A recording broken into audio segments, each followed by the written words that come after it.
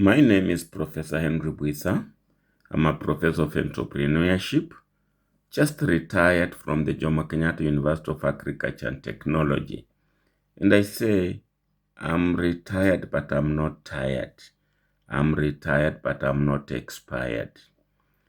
I want to simplify the impact of demonstrations that are going on in Kenya, demonstrations that have goons sponsored to infiltrate the peaceful demonstration. I want to make it as simple as possible so that even our CBE children can understand the whole thing. Yes, let's start. There we can see goons sponsored, probably by rich people, particularly politicians. Most of those politicians are the corrupt politicians. So they sponsor the goons. They come on the streets, look at the weapons they are carrying. That has an effect or effects, a number of effects that we want now to simplify and see. First of all, out there, people fear to go to work. They stay home.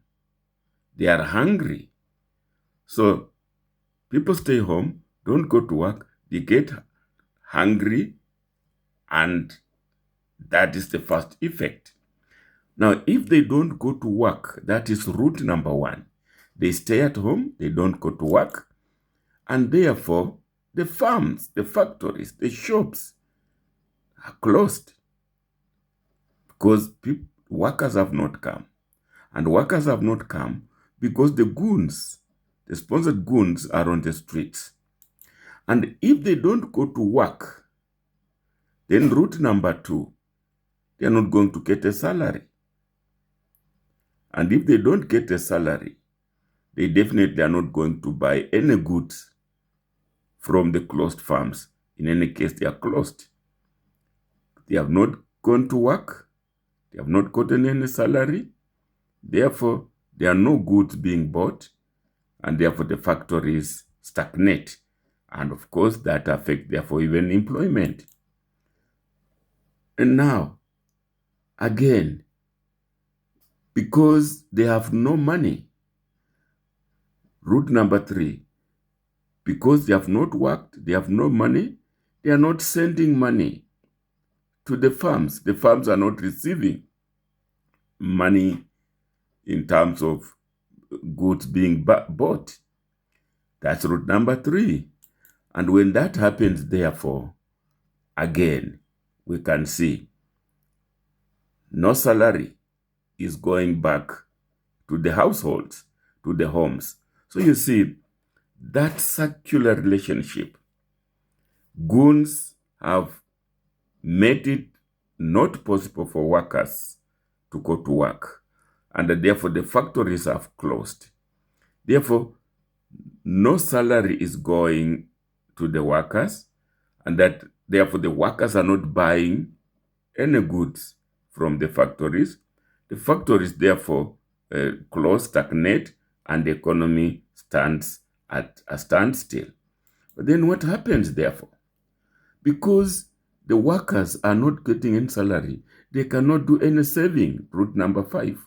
There is no savings going to the banks, and therefore the banks are financeless. And if the banks are financeless, route number six, they are not investing.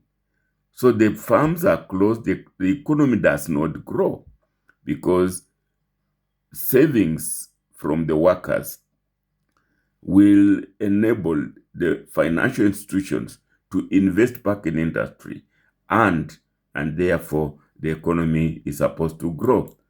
And then, yes, there is now that corrupt legislators, corrupt politicians who are sponsoring the goons, oblivious of the fact that when you sponsor the goons, and the work does not go on in factories, and the workers are not earning, then they will not pay taxes.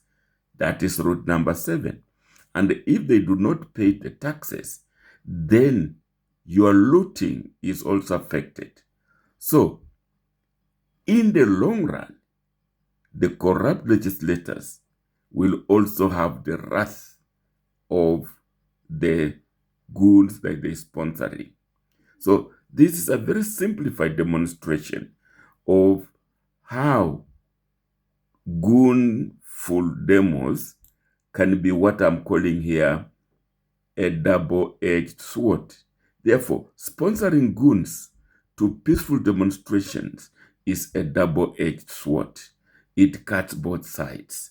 It will cut the enemy, it will cut yourself. The sponsor, you may not feel it immediately, but eventually you will also be affected.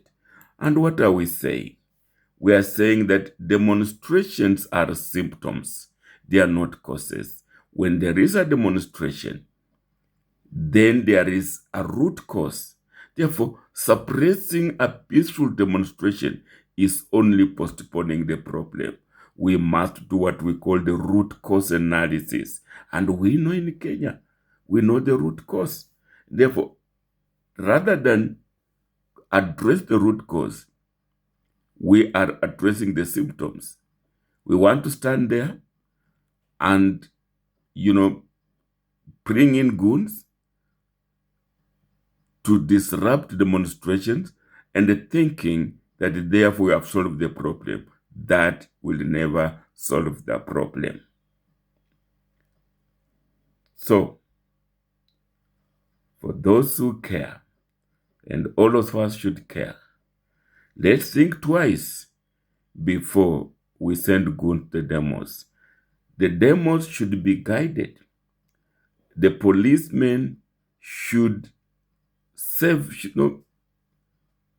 provide security for demonstrators. If all demonstrators started from one single location, and the policemen came there and now gave them security, infiltrating those peaceful demonstrations will be guarded, will be easy to control, and they will demonstrate and go home.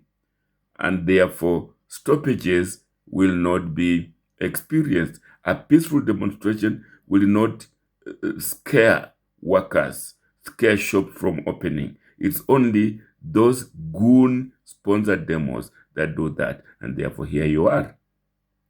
The circular effect of sponsoring goons to infiltrate the demonstrations. We wanted to do this as simple as possible so that the populace can understand it. Teachers of CBC, teachers of schools, indeed, any organization, simple organization, let's use this simple demonstration to spread the gospel and let us all stand out against those legislators, those MPs that actually sponsor goons. And to them we say, yes, the impact will be felt.